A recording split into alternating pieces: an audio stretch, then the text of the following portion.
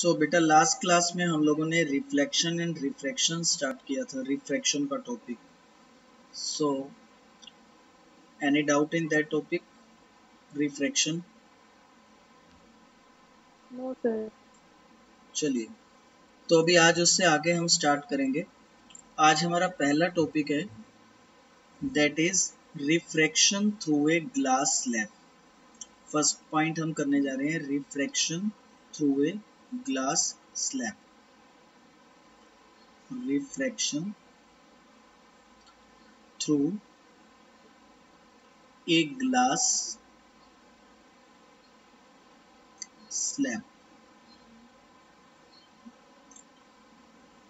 ठीक है, तो साथ साथ आप इसको, ये डायग्राम है मेनली, तो आप इसको डायग्राम को साथ साथ कोशिश करिए ड्रॉ कर लीजिए कॉपी में। तो सबसे पहले बनाइए ऐसे एक ग्लास स्लैब रेक्टेंगुलर शेप में। कर ली सबने ड्रॉ? साथ साथ इसको ड्रॉ करना है बच्चों आपको। सो ड्रॉ करिए एक रेक्टेंगुलर ग्लास स्लैब और इसको लेबल कर दीजिए ABCD। ग्लास स्लैब का मतलब है ये किसकी बनी हुई है, इसका जो मटेरियल है, जो मीडियम है अंदर का, ये सारा ग्लास का मीडियम है, ग्लास। और इसके आउटसाइड जो मीडियम है वो कौन सा मीडियम है? एयर। ठीक है, तो AB सरफेस से ऊपर एयर है और DC सरफेस के नीचे भी एयर का सारा मीडियम है और बीच में यहाँ पे ग्लास है। तो अब बताओ एयर और ग्लास में से डेंसर मीडियम कौन सा होता है? Denser glass. Glass. Out of air and glass, glass is a denser medium. अब बच्चों यहाँ पे एक रे ऑफ लाइट इंसिडेंट होती है, सपोज इस तरह से, ये मैंने यहाँ पे शो कर दिया है व्हाइट कलर से। तो ऐसे यहाँ पर आप एक रे बना दोगे और इसके अंदर ऐसे यहाँ पर एरो लगा दोगे। So this is the ray of light which is incident on the glass slab. तो इसे हम ले लेते हैं यहाँ पे रे ऑफ लाइट और इसको हम बोलेंगे इंसिडेंट रे। अब जिस पॉइंट पर भी जाकर ये रे,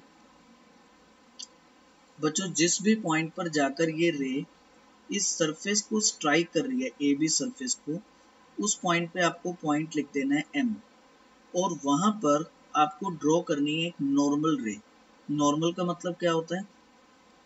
the ray which is at 90 degree, right. तो यहाँ पे आपको ऐसे एक नॉर्मल रे ड्रॉ करनी है जिसे मैं ग्रीन कलर से शो कर रहा हूँ यहाँ पे। So this one is called a normal ray. Okay, now what is the angle of incidence? इसको हम लिख देंगे इंसिडेंट रे IR, और इंसिडेंट रे का यहाँ नॉर्मल के साथ जो एंगल बनेगा, इस एंगल को हम कंसीडर कर लेंगे angle of incidence. Now any doubt up to this? No doubt sir. Okay, after this, now the ray is going from rarer to denser medium. So first point is ray going from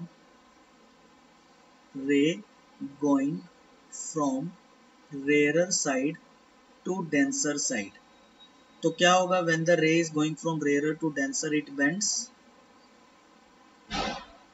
So it bends towards the sir away from. towards बेटा.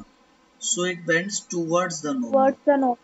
जब भी रे आपकी rarer to denser जा रही है, जैसे यहाँ एयर एक रेरर मीडियम होता है। रेरर वो होता था जिसमें लाइट फास्ट ट्रेवल कर सके, और ये ग्लास जिसके मॉलिक्यूल्स क्लोज क्लोज हैं, ये हमारा एक डेंस मीडियम है। तो रेरर से डेंसर में जाते समय जो ये रे ऑफ लाइट होती है, ये नॉर्मल के साइड बेंड हो जाती है towards the normal, like this. ये देखिए, so it will bend towards the normal.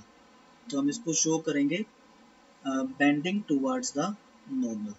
तो इस तरह से मैं ड्रॉ कर देता हूँ, ये रे बेंड्स टुवर्ड्स द नॉर्मल। तो फिर इसके ऊपर भी आप ऐसे यहाँ पे एरो लगा देंगे, ये डबल एरो, और ये जो एंगल इसका नॉर्मल के साथ होगा इसको R लिख देंगे, और इस रे को कहते हैं रिफ्रैक्टेड रे। रिफ्रैक्टेड रे, ठीक है। तो अगर मैं यहाँ पे पॉइंट P लिख दूँ, so can you tell me what is the name of PM रे?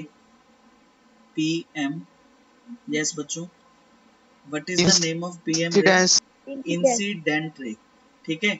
और what is the name of PT ray? MT ray, sorry MT।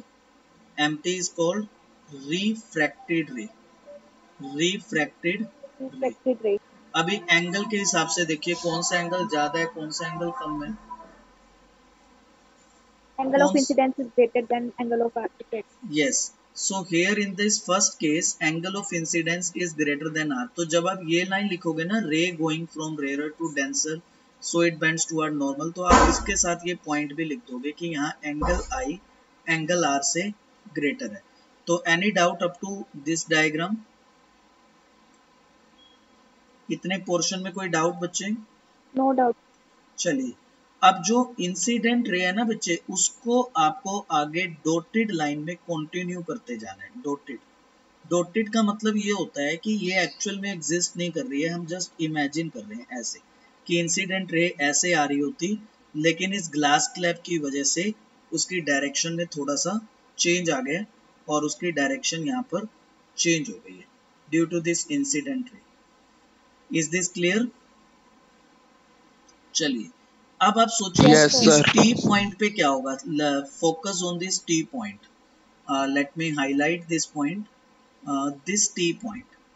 Now what is going to happen at this T point and जैसे M point पे हुआ, देखो मैंने M point पर भी highlight किया बच्चे। M point पे रे ने अपना मीडियम बदला था, देखो एकदम उसका मीडियम एयर से ग्लास हो गया था।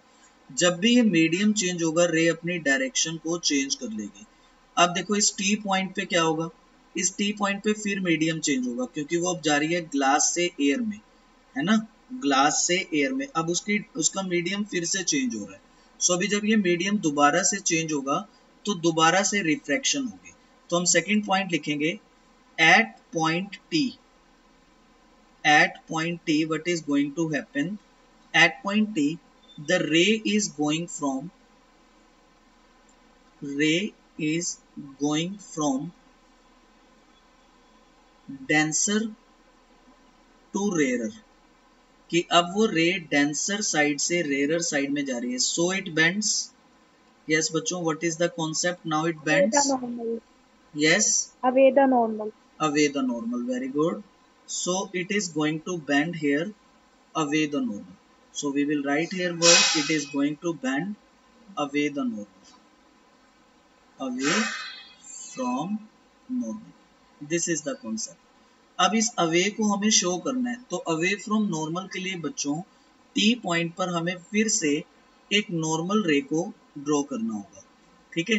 सो now this time I am drawing this normal ray with yellow colour, see this. So यहाँ पे मैंने एक नॉर्मल रे ड्रॉ कर दी है डॉटेड, तो ये नॉर्मल, ठीक है। तो अब यहाँ पे टी पॉइंट पे जो मेरी रे है, it is going to bend away from the normal like this, ठीक है। तो अब ये फिर से अवे फ्रॉम द नॉर्मल चली जाएगी ऐसे, और मैं इसका नाम रख देता हूँ TS। सो बच्चों ये जो TS रे है, जो यहाँ ग्लास स्लैब से बाहर निकल कर आ रही है, इस रे को कहते हैं एमर्जेंट रे।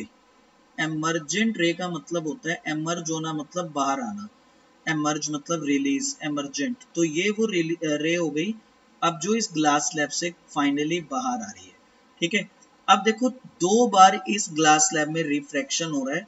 First time the refraction is occurring at the point M and second time the refraction is occurring at the point T, ठीक है। तो बच्चों यहाँ T पॉइंट पर भी एंगल बन रहे हैं। अभी देखो T पॉइंट पे भी हम एंगल्स को मार्क कर देते हैं। सो चलिए, यहाँ पे बच्चों ये जो एमर्जेंट रे नॉर्मल के साथ एंगल बना रही है, जिसे मैं पिंक कलर से हाईलाइट कर रहा हूँ आपके सामने, इसको एंगल ऑफ एमरजेंस कहते हैं और इसका सिंबल E होता है, एंगल ऑफ एमरजेंस। और जो रिफ्रैक्टेड रे यहाँ पे नॉर्मल के साथ एंगल बना रही है, ये वाला एंगल, इस एंगल को हम एंगल R2 कहते हैं। कौन सा एंगल कहते हैं? एंगल R2, ठीक है। तो चलिए, now this is our complete diagram for the refraction through a glass slab. आपके सामने स्क्रीन पर एक कंप्लीट डायग्राम शो हो रहा है। तो इसको स्टेप बाय स्टेप हम कैसे एक्सप्लेन करेंगे एग्जाम में। सबसे पहले हमारे पास ये डायग्राम आएगा। तो स्टेप नंबर 1 जिसमें हमने बताया है कि रे जा रही है रेयर से डेंसर मीडियम में, रेयर टू डेंसर, इसको हाईलाइट कर देते हैं। रेयर टू डेंसर में क्या हुआ, सो इसमें हम बच्चों ने सीखा कि ये रे बेंड हो गई टूवर्ड्स द नॉर्मल, जो कि शो भी हो रहा है डायग्राम में। अच्छा, उसके बाद क्या हुआ, उसके बाद ये रे दोबारा से टी पॉइंट पर पहुंचती है। At this time the ray is going from denser side to rare side, so it bends where, away from the normal. Now it bends away from the normal, and this way we get this complete diagram. In this complete diagram there are three rays here. The name of three rays in this diagram is incident ray, the refracted ray, and the emergent ray. So you are seeing three rays in this diagram: incident, refracted, and emergent. And three angle of incidence, angle of refraction, angle of emergence. अब मेरी बात को थोड़ा सा आपको अच्छे से ध्यान देके समझना है, जो कि पेपर में आपसे क्वेश्चन पूछा जाएगा। बच्चों, ये जो इंसिडेंट रे वाली डायरेक्शन है जिसे मैं ग्रीन कलर से शो कर रहा हूं यहाँ पर, और ये जो मेरी एमर्जेंट रे की डायरेक्शन है, these two rays here are parallel to each other. Let me mark this ray and this ray. So these two rays are parallel rays, parallel to each other. यानी कि जो एमर्जेंट रे होती है वो इंसिडेंट रे के ही parallel होती है, फाइनली उसके पैरेलल ही रहती है। तो यहाँ पे ग्लास लैब में एक बार तो एम पॉइंट पे वो अपनी डायरेक्शन को इंसिडेंट रे बदलती है, एक बार टी को, और जब वो ग्लास लैब से बाहर निकलती है तो फाइनली ये दोनों रेज एक दूसरे से पैरेलल हो जाती हैं। चलिए इस पॉइंट को दोबारा से एक सेपरेट डायग्राम में दोबारा समझते हैं अच्छे से। देखिए, ये बच्चों हमारे पास है ग्लास लैब, ठीक है। अब now in this glass lab, let it is ABCD glass lab. So in this glass lab the inside material is glass, the outside material is air. Now consider the first ray, which is here the incident ray. This is incident ray. Okay, now when this incident ray reaches the surface AB at this point M, the ray changes its direction, and when it changes its direction it bends towards the normal. So ऐसा हो जाता है, it changes its direction like this and it bends towards the normal, where this is angle I and this one is angle of refraction. ठीक है, here this MT ray is called refracted ray. Refracted ray. Now what happens at point T? At point T draw again a normal. This is normal number 2, ठीक है, और वहां पे क्या था, normal number 1. So now the ray is again going from denser to rare. So when it is going from denser to rare it bends away from normal like this. So this ray TS is given the name emergent ray, emergent ray, and this angle is called, with angle of emergent ray with normal is called angle of emergence.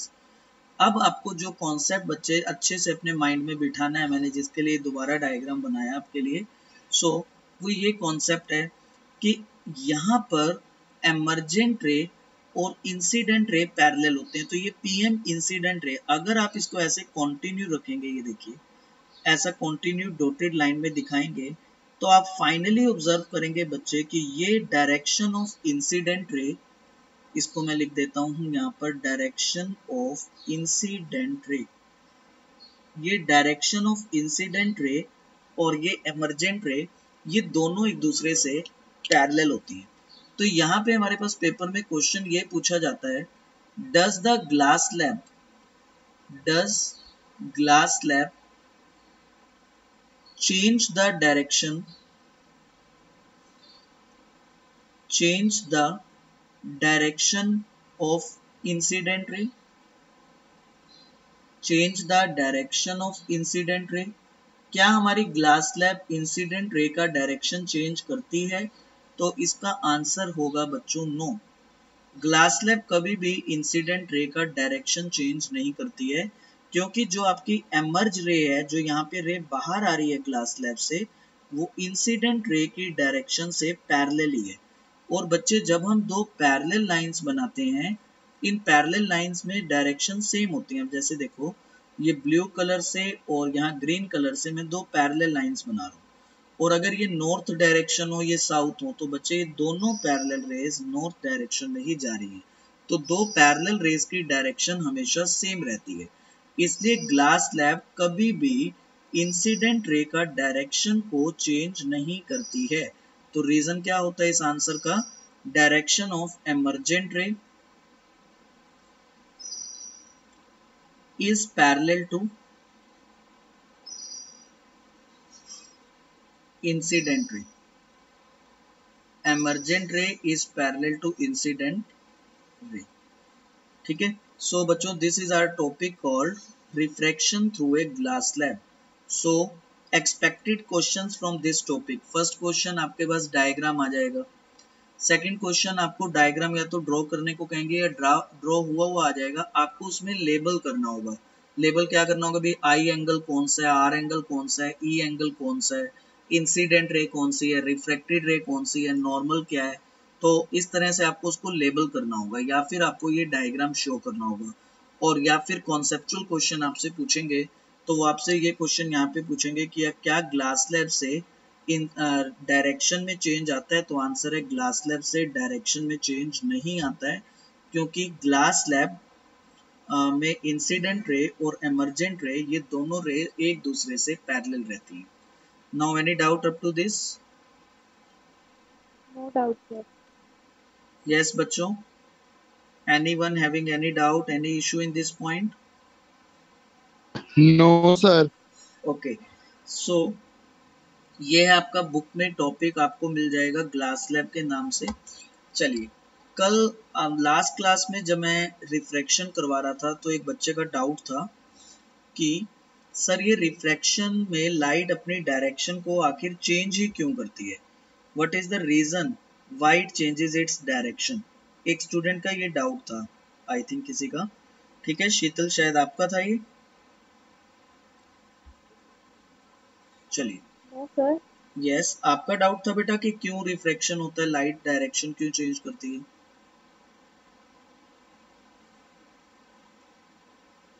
ठीक है, सो अभी मैं आपको पढ़ाने जा रहा हूं कि ये रिफ्रैक्शन में लाइट अपनी डायरेक्शन को क्यों चेंज करती है। तो इसको हम बोलते हैं cause of refraction. Cause of refraction, कि ये रिफ्रैक्शन के टाइम लाइट अपने डायरेक्शन को क्यों चेंज करती है। Cause of refraction. सो बच्चों, एक बार मुझे आप रिफ्रैक्शन की डेफिनेशन बताएंगे दोबारा? यस बच्चे। Bending of light ray when it obliquely incidents on a surface separating two medium. Very good बेटा। Bending of the light when it obliquely incident on a surface, the surface which separating the two mediums। तो ये light का bending होना refraction होता है। तो ये देखिए बच्चे, ये है आप लोगों के पास यहाँ पे इंसिडेंट रे है ना, ये इंसिडेंट रे है, और ये है हम लोगों के पास यहाँ पे नॉर्मल रे है ना, ये हो गई नॉर्मल रे। ठीक है, और ये है इंसिडेंस एंगल। और अभी यहाँ पे लाइट ने बेंड करा, उसने अपनी डायरेक्शन को ऐसे चेंज कर लिया, तो चेंज कर लिया तो यहाँ पे ये हो गया एंगल आर, और ये हमारे पास हो गई रे। दिस रे इज कॉल्ड रिफ्रैक्टेड रे। तो मैंने यहाँ पे हेडिंग लिखी है what is the cause of refraction. भाई ये रिफ्रैक्शन का कारण क्या है, रिफ्रैक्शन क्यों हो रही है, इसकी वजह क्या है, कोज ऑफ रिफ्रैक्शन क्या है। तो बच्चों, रिफ्रैक्शन का कारण है change in the speed of light, change in the speed of light due to change in its medium। change in the speed of light due to change in the medium। read this line again and again। देखो बच्चों, यहाँ जो light incident ray आ रही है वो air वाले medium से आ रही है, उसमें यहाँ पे सारा एयर है, और ये ग्लास के अंदर एंटर कर गई।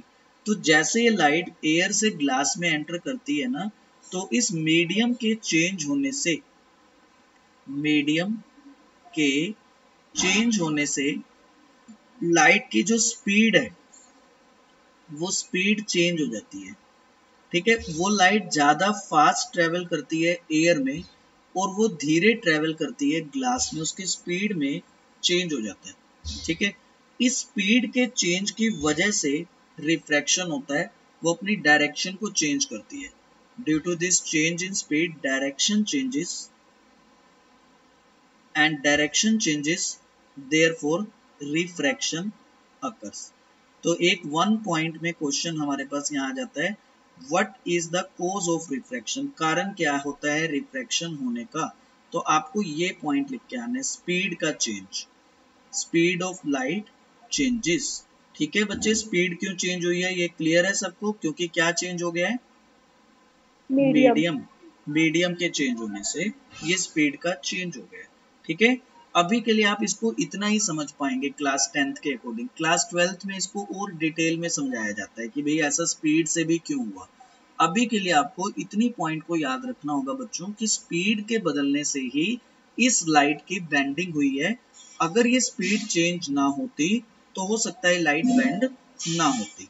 तो चलिए अगले पॉइंट को समझेंगे। एक टर्म होती है बच्चों फ्रीक्वेंसी, वेवलेंथ और स्पीड। क्लास 9th में एक टॉपिक आता था, that is called relation between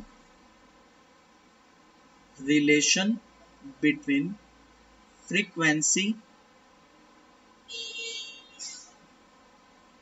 wavelength and speed. सुना हुआ ये नाम बच्चों, फ्रीक्वेंसी, वेवलेंथ एंड स्पीड, है ना। तो एक ऐसा रिलेशन होता था, अगर आप थोड़ा सा उसको याद करें, ये होता था बच्चों, स्पीड इज, साउंड वाले चैप्टर में आता था ये फॉर्मूला, वेवलेंथ मल्टीप्लाइड फ्रीक्वेंसी। सुना है बच्चों आपने, किया हुआ है ये formula. Yes students, speed is wavelength into frequency. तो अगर हम स्पीड को v सिंबल से शो करते थे, वेवलेंथ को ऐसे लैम्डा से शो करते थे और फ्रीक्वेंसी को f से शो कर सकते थे। सो एक ये रिलेशन होता है बच्चों स्पीड, वेवलेंथ और फ्रीक्वेंसी में। यस, किया हुआ है आप लोगों ने ये फॉर्मूला पहले, शीतल, अभिनंदन, मृदुल, वंश। No sir. नहीं किया हुआ, कोई प्रॉब्लम नहीं है बेटा। अभी आप इतनी बात को ध्यान दीजिए इस फॉर्मूला से कि जो स्पीड होती है लाइट की वो उसके वेवलेंथ और उसके फ्रीक्वेंसी का मल्टीप्लाई होती है। अब जब लाइट एक मीडियम से दूसरे मीडियम में जाती है, जब वो रिफ्रैक्शन करती है, तो हमने क्या पढ़ा, ये स्पीड चेंज होती है या नहीं होती, चलो ये बताओ। स्पीड चेंजेस और नॉट, बोलो जब लाइट चेंजेस। सो हम इसको क्या लिखेंगे, स्पीड चेंजेस ड्यूरिंग रिफ्रैक्शन, कि जब भी रिफ्रैक्शन होता है तो इससे लाइट की स्पीड में कुछ चेंजेस आ जाते हैं। अच्छा, वेवलेंथ में, वेवलेंथ चेंजेस और नॉट, तो ये वेवलेंथ भी चेंज हो जाती है, चेंजेस ड्यूरिंग रिफ्रैक्शन। ध्यान रखना इस बात को, जब भी रिफ्रैक्शन होगी ये स्पीड भी चेंज हो जाती है और लाइट की वेवलेंथ भी चेंज हो जाती है। बट ये फ्रीक्वेंसी एक ऐसा फैक्टर है which do not changes during refraction. जब लाइट का रिफ्रैक्शन होता है, लाइट एक मीडियम से दूसरे मीडियम में जाती है बच्चों, तो स्पीड चेंज हो जाती है, उसकी वजह से वेवलेंथ भी चेंज हो जाती है। लेकिन ये एक ऐसा फैक्टर है जिसमें कोई चेंज हमारा नहीं आता। तो आप कहोगे सर ये आप क्यों बता रहे हो, इसका रीजन है ये पेपर में आपका रिफ्रैक्शन से क्वेश्चन आता है 1 मार्क्स में। ठीक है, देखिए मैं यहाँ क्वेश्चन बता देता हूँ कैसा पूछेंगे। क्वेश्चन आपसे पूछेंगे, व्हाट हैपेंस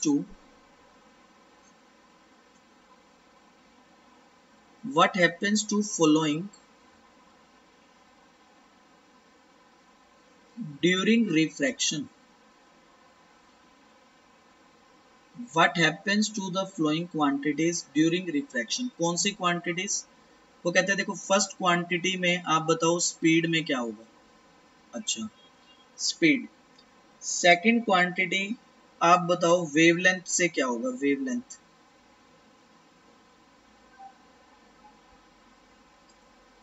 और थर्ड क्वांटिटी आप बताओ फ्रीक्वेंसी में क्या चेंज होगा ड्यूरिंग द रिफ्रैक्शन। तो आपको आंसर देना है स्पीड चेंज हो जाएगी, ये वाला point, speed changes during the refraction. आपको देना है wavelength changes during refraction, but there is one quantity which do not changes during refraction. It is the frequency of the light. यानी कि कहने का मतलब वो जो इंसिडेंट रे है यहाँ पर इस डायग्राम में, उस इंसिडेंट रे की जितनी फ्रीक्वेंसी है उतनी रिफ्रैक्टेड रे की भी फ्रीक्वेंसी है, लेकिन इंसिडेंट रे और रिफ्रैक्टेड रे की स्पीड अलग अलग है। इंसिडेंट रे क्योंकि रेयरर मीडियम में वहां उसकी स्पीड ज्यादा है, और रिफ्रैक्टेड रे क्योंकि डेंसर मीडियम में आ गई है तो वहां उसकी स्पीड कम है। तो ये स्पीड वाला फैक्टर हमारा चेंज हो जाता है during the refraction, wavelength change हो जाती है during the refraction, but there is one quantity which do not changes. The name of that quantity is, yes students, can you give me the name of that quantity which do not changes? Frequency. Frequency, right. चलिए, after completing these points, next we have to learn the Snell's law of refraction. जैसे laws of reflection होते थे, तो ऐसे यहाँ पे refraction में भी एक law होता है, इसको कहते हैं Snell's law of refraction. Snell's, S-N-E-L-L, Snell's law of refraction.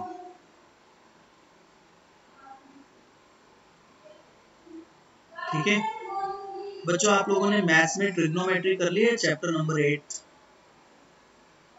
No sir. अभी नहीं किया? Okay.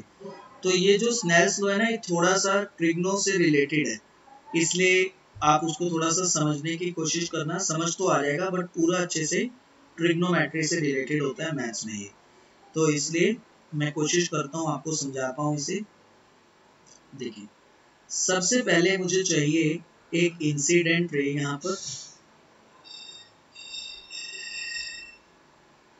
so this one is incident ray here, incident ray. Second मुझे चाहिए नॉर्मल रे, this green line is normal रे हियर। थर्ड मुझे यहाँ पे ड्रॉ करना है रिफ्रैक्टेड रे, so this white coloured line is refracted रे हियर। रिफ्लेक्टेड नहीं है ये, रिफ्रैक्टेड है ये वर्ड, कहीं आप इसमें मिस कंफ्यूज ना होना। रिफ्रैक्टेड, रिफ्रैक्टेड याद रहेगा, रिफ्रैक्टेड। अब बच्चों यहाँ पे जो स्नेल्स लॉ है ना, वो एंगल से रिलेटेड बात है। हमारे पास यहाँ पे दो एंगल हैं, this is angle I, this one is angle R. इन दो से रिलेटेड कॉन्सेप्ट है स्नेल्स लॉ, इसका नाम होता है। सुनो, अब ये स्नेल्स लॉ क्या होता है? ये स्नेल्स लॉ कहता है, ध्यान देना बच्चों थोड़ा सा, यहाँ पे मीडियम कौन सा है? यहाँ पे मीडियम है एयर, और यहाँ नीचे मीडियम कौन सा है? यहाँ नीचे मीडियम है, ऊपर का मीडियम हम एयर ले लेते हैं, यानी एक रेयर मीडियम ले लेते हैं, और यहाँ नीचे का मीडियम हम लोग ले लेते हैं, एक डेंसर मीडियम ले लेते हैं। तो ये स्नेल्स लॉ कहता है sine of angle of incidence, sine of angle of incidence to the sine of angle of refraction is constant for a given medium, for a given pair of medium. Sin I by sin R is constant for a given pair of medium. इसका मतलब क्या हुआ बच्चे?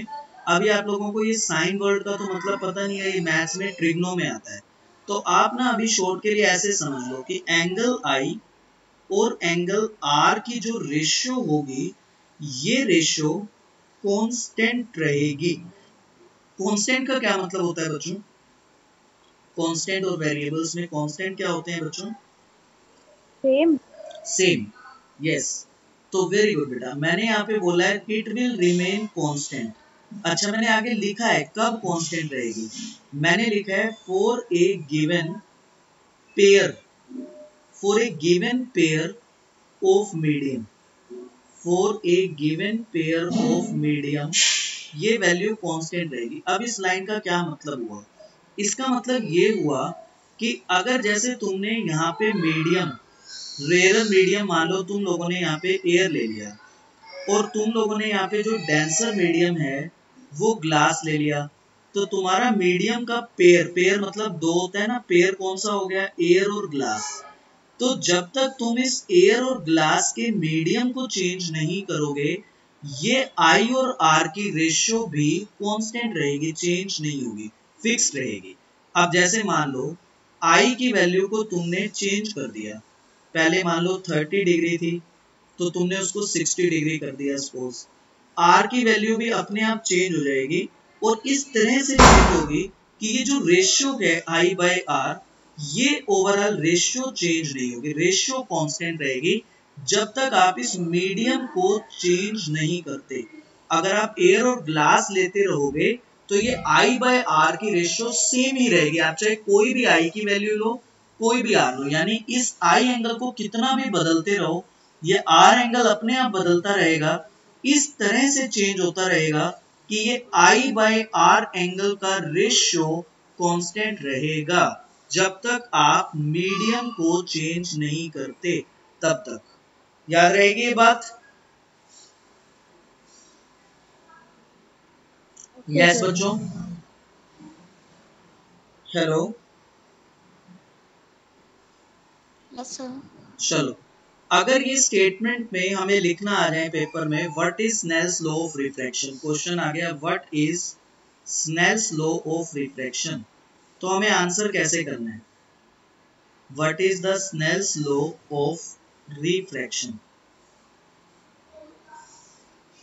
तो हमें इसका answer कैसे करना है, हमें इसका आंसर करना है ऐसे। एक तो ये तरीका है कि आप इसको लिख के आ जाओ, बस ये फॉर्मूला लिखा हो, sine I by sine R is constant, ये फॉर्मूला लिखा होगे तो ये आपकी स्नेल्स लॉ की डेफिनेशन हो जाएगी for constant for a given pair. यहाँ पे ये लाइन जरूर लिखनी है कि एक पेयर के लिए ये वैल्यू कांस्टेंट रहती है, फिक्स्ड रहती है। या फिर इसको स्टेटमेंट में ऐसे लिख सकते हैं, the ratio of sine of angle of incidence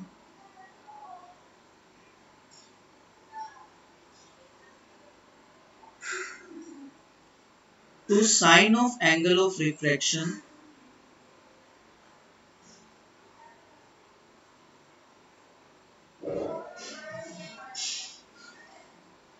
is constant for a given pair of medium।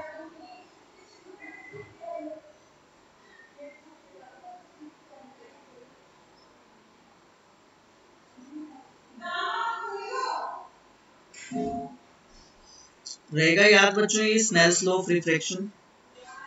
Yes sir.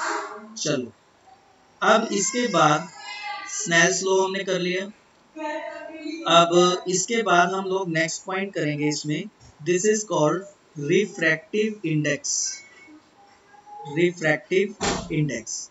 और रिफ्रैक्टिव इंडेक्स के बाद आपका ये रिफ्रैक्शन का टॉपिक हो जाता है खत्म, ठीक है।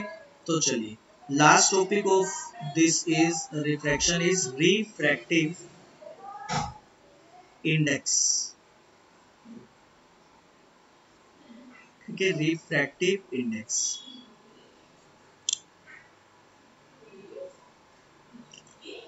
This refractive index is of two types. One type of refractive index is called absolute refractive index and second is called relative refractive index। Absolute and relative, दो तरह के रिफ्रैक्टिव इंडेक्स होते हैं, एब्सोल्यूट एंड रिलेटिव। तो देखिए absolute कैसे और relative क्या है, ठीक है। सो बच्चों absolute refractive index is the refractive index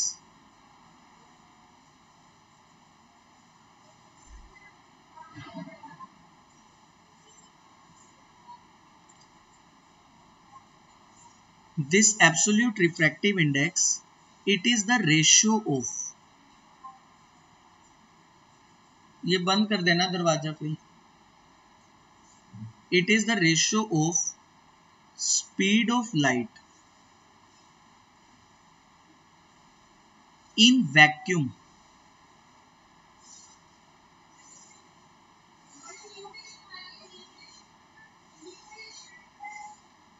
to the speed of light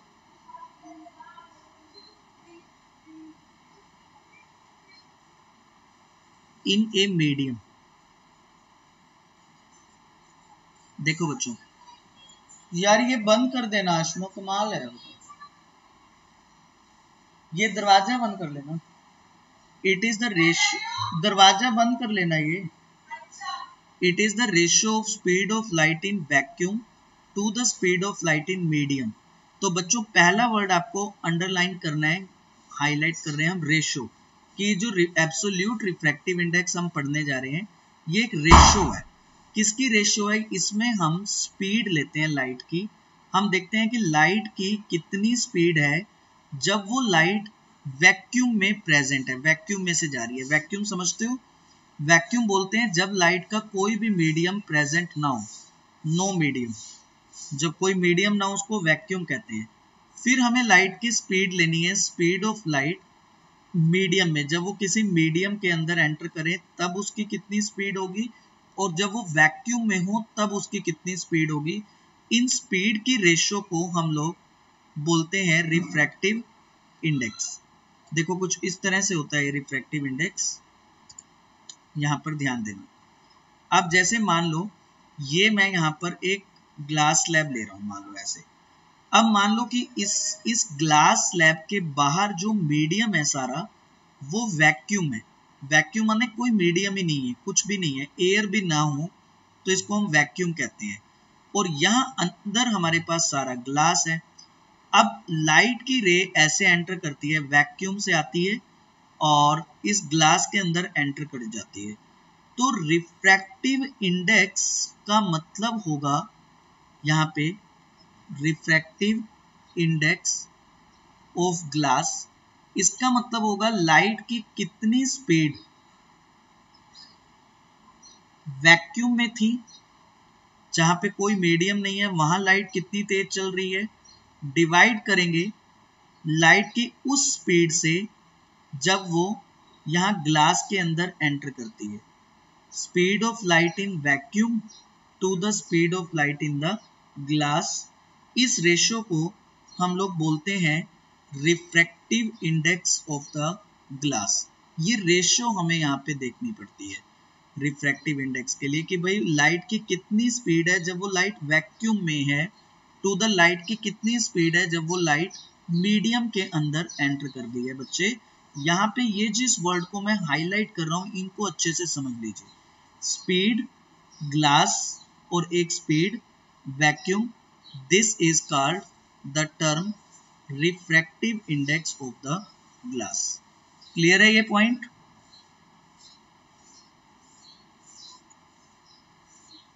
yes sir हमें स्टूडेंट्स। पता कैसे चलेगा कि हमारी स्पीड वैक्यूम में है या नहीं? देखो अभी अभी ये लाइट जैसे वैक्यूम में आ रही है तो हमें एक्सपेरिमेंटली इस स्पीड को निकालना पड़ता है। अब क्या होता है बच्चों, वैक्यूम में लाइट की स्पीड फिक्स है, मैं भी आपको उसकी वैल्यू बता रहा हूँ, और जब वो एक मीडियम में यानी ग्लास में, वाटर में, किसी चीज में एंटर करती है तो उसकी स्पीड चेंज हो जाती है। तो यहाँ ध्यान दो, speed of light in vacuum is, vacuum में लाइट की स्पीड होती है बच्चों 3 × 10⁸ मीटर पर सेकेंड। इस स्पीड से लाइट वैक्यूम में ट्रेवल करती है 3 × 10⁸ मीटर पर सेकेंड। ये फिक्स वैल्यू है, इसको आपको याद रखना है कि कितनी स्पीड लाइट की वैक्यूम के अंदर है। ये वैल्यू फिक्स्ड है उसकी, वैक्यूम में कितनी है बच्चे, 3 × 10⁸, ये वैल्यू 3 × 10⁸। लेकिन जब वो ग्लास में एंटर करेगी ना तो उसकी स्पीड बदल जाएगी, कम हो जाएगी। जब वाटर में जाएगा तो कम स्पीड चेंज हो जाएगी। जब किसी भी मीडियम में जाएगी, किसी ऑयल में, पेट्रोल में, डीजल में, कैरोसिन में, तो हर मीडियम में जाने से लाइट की जो स्पीड होती है वो साथ साथ चेंज होती रहती है। देखो इस टॉपिक में मैंने ऊपर क्या पढ़ाया आपको, relation between frequency, wavelength, speed. मैंने आपको क्या समझाया था ऊपर की what is the cause of refraction. मैंने आपको करवाया रिफ्रैक्शन होने का कारण ही यही है लाइट की स्पीड में चेंज होना। इसलिए जो लाइट है वो सबसे फास्ट तब ट्रेवल करती है जब वैक्यूम हो, यानी जब कोई मीडियम ही ना हो। लेकिन जैसे वो किसी मीडियम के अंदर एंटर करती है उसकी स्पीड चेंज हो जाती है, उसकी स्पीड कम होने लग जाती है।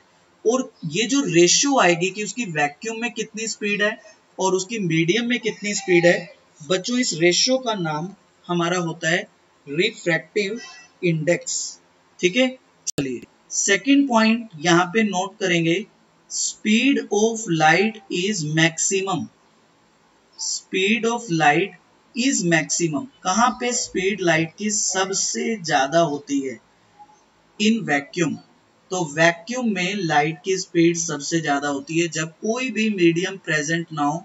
तो लाइट को मूव करने में, फ्लो करने में कोई भी उसको रोकता नहीं है, किसी चीज की रुकावट वहां पर नहीं होती क्योंकि कोई मीडियम ही नहीं है। वहां लाइट की स्पीड सबसे मैक्सिमम होती है और इसकी मैक्सिमम वैल्यू कितनी होती है, ये वाली value 3 × 10⁸। Maximum speed of light, maximum speed of light is 3 multiplied 10 power 8 meter per second। 3 multiplied 10 power 8 meter per second ये लाइट की सबसे सबसे ज्यादा मैक्सिमम वैल्यू है। चलिए अब मैं आपको बताता हूँ रिफ्रैक्टिव इंडेक्स की कुछ वैल्यूज और उसका मतलब समझाता हूँ क्या होगा। देखिए यहां पे मान लीजिए हमारे पास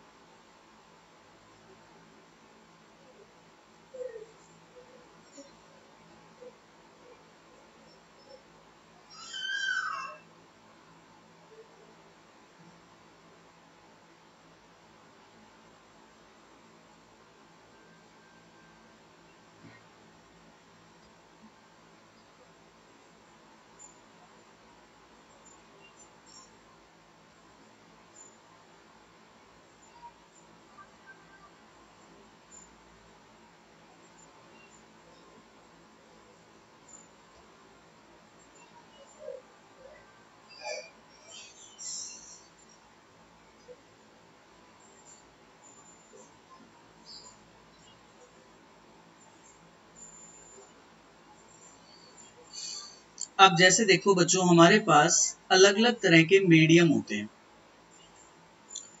ठीक है, अभी जैसे मैं यहाँ पे ले लेता हूं, इसमें फर्स्ट कॉलम में लिख देता हूं मीडियम, और यहाँ पे हम एक टेबल खुद ही बना लेते हैं मैन्युअली, थोड़ी सी इसको हटा देते हैं। ये देखिए अब बच्चों जैसे हमारे पास अलग अलग मीडियम है, मीडियम मीडियम ठीक है। पहला मीडियम है वैक्यूम, यानी कोई मीडियम ही ना हो। दूसरा है मीडियम एयर, तीसरा मीडियम है वाटर, फोर्थ है ग्लास, फिफ्थ है डायमंड। मान लो ये हमारे पास 5 मीडियम है। ठीक है, अब हम बात करते हैं इनके रिफ्रैक्टिव इंडेक्स की। रिफ्रैक्टिव इंडेक्स बच्चों, ये जो वैक्यूम है इसका रिफ्रैक्टिव इंडेक्स 1 होता है। एयर के लिए 1.2 ऐसा कुछ हो जाता है, नहीं 1.2 नहीं, एयर के लिए 1.001 कुछ रिफ्रैक्टिव इंडेक्स रहता है।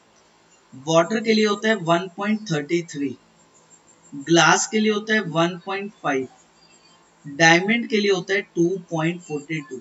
ये रिफ्रैक्टिव इंडेक्स की वैल्यू है इनकी। तो अब इस रिफ्रैक्टिव इंडेक्स का क्या मतलब होगा, कैसे क्वेश्चन आएगा, इसका मतलब क्या निकलेगा।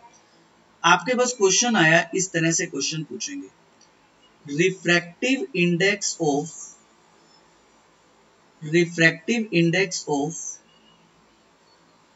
Glass is 1.5 What is the speed of light in glass? What is the speed of light in glass? आपको बताना है ग्लास में लाइट की स्पीड कितनी होगी अगर ये उसका रिफ्रैक्टिव इंडेक्स है। तो आप कहोगे ठीक है, देखो आप ऐसे लिखोगे, आप लिखोगे फॉर्मूला रिफ्रैक्टिव इंडेक्स को शॉर्ट में आर आई लिख दोगे। आप लिखोगे रिफ्रैक्टिव इंडेक्स क्या होता है, स्पीड इन वैक्यूम, कि लाइट की वैक्यूम में कितनी स्पीड है, उसको डिवाइड करोगे किससे, स्पीड इन ग्लास, कि उसकी ग्लास में कितनी स्पीड है। अब आपने फॉर्मूला लगाया, अब आपको पता है लाइट की वैक्यूम में कितनी स्पीड है, ये वैल्यू तो फिक्स रहेगी वैक्यूम वाली स्पीड। तो वैक्यूम वाली स्पीड को पुट कर देना है, उसकी वैल्यू है 3 इंटू 10⁸ मीटर पर सेकेंड। और स्पीड इन ग्लास हमने निकालना है, उसको x लिख देना है जिसमें हमने स्पीड निकालना है।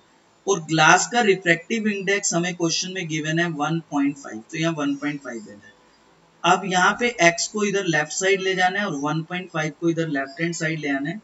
तो आपके पास इस x की वैल्यू हो जाएगी 3 मल्टीप्लाइड 10⁸ मीटर पर सेकेंड डिवाइडेड बाय 1.5, ये वैल्यू हो जाएगी। ठीक है, तो बच्चों अगर आप 1.5 को 3 से कैंसिल आउट करें तो ये 2 पे कैंसिल हो जाएगा। सो 2 इंटू 10⁸ मीटर पर सेकेंड, ये आपके पास आ जाएगी speed of light in glass. Clear कि रिफ्रैक्टिव इंडेक्स से हमें क्या पता लगेगा, अगर हमें किसी भी चीज का रिफ्रैक्टिव इंडेक्स क्वेश्चन में दिया जाता है, हम पता लगा सकते हैं कि उस मीडियम में लाइट की कितनी स्पीड होगी। इस फॉर्मूला को यूज करेंगे, refractive index speed in a vacuum, speed in a medium, किसी मीडियम में आपकी कितनी स्पीड है और किसी भी वैक्यूम में आपकी कितनी स्पीड है, इस रेशियो को हम लोग बोलते हैं रिफ्रैक्टिव इंडेक्स। ठीक है, तो यहाँ पे करेक्ट कर लेंगे, यहाँ ग्लास की जगह आप लिख दोगे any medium, speed of light in glass to the speed of light in the medium. Is this clear बच्चों? Yes sir. Is this question clear to everyone? Yes sir. चलिए let we try one more question so that ये अच्छे से समझ आए। अब मैंने आपसे पूछा if refractive index of diamond is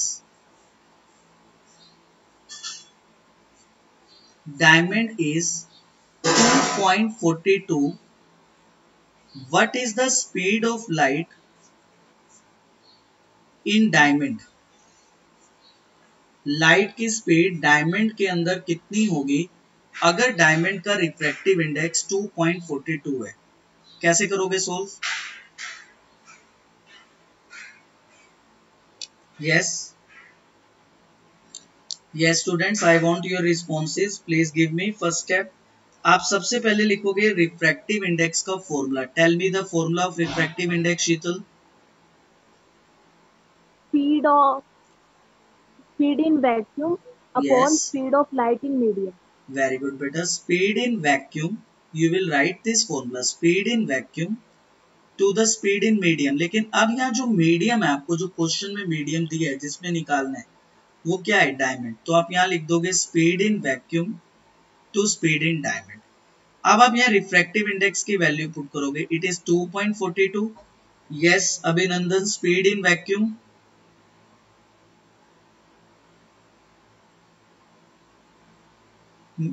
1 speed in vacuum 3 into 10⁸ and speed in diamond को आप x लिख दोगे।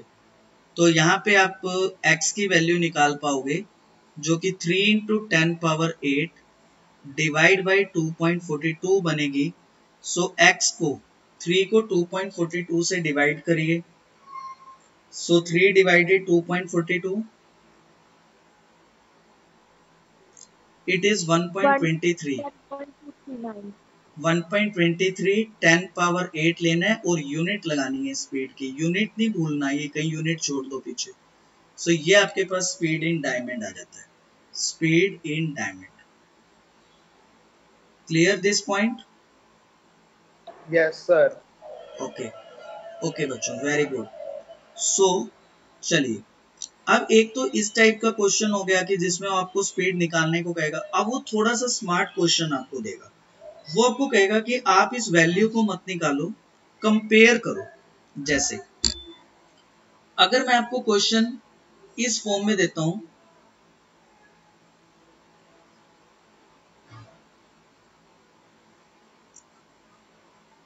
इन which medium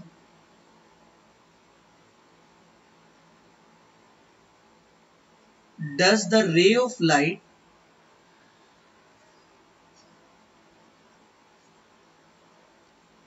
travel fastest? Vacuum. No no no, पहले सुनो पूरा। वाटर और ग्लास, कि भाई वाटर और ग्लास में से किस में वो सबसे तेज चलती है, ये पता लगाओ। सर वाटर और वाटर में। ग्लास में से। तो वाटर। कैसे पता लगा हमें वाटर, कैसे पता लगेगा, ध्यान दो। वाटर रेयर है।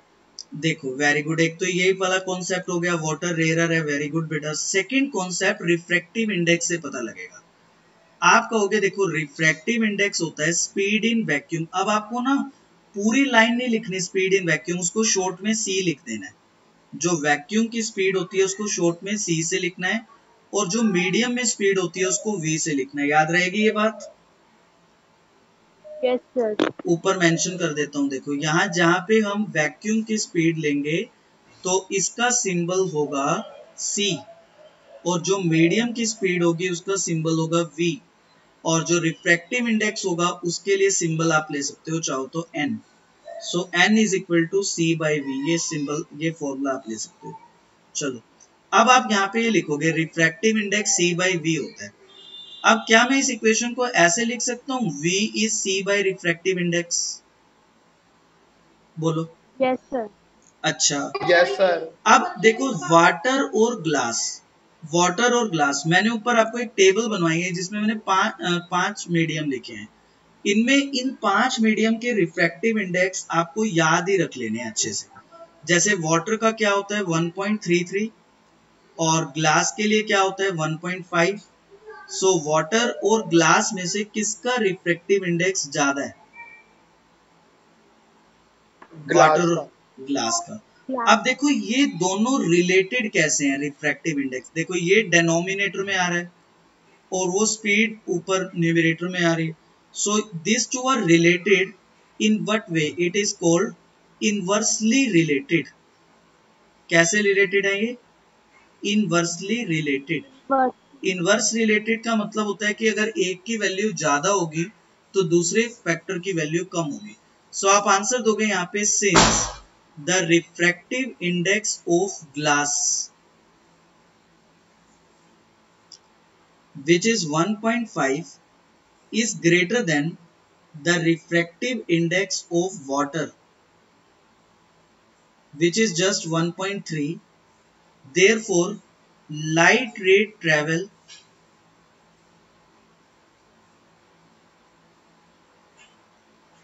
fastest in glass,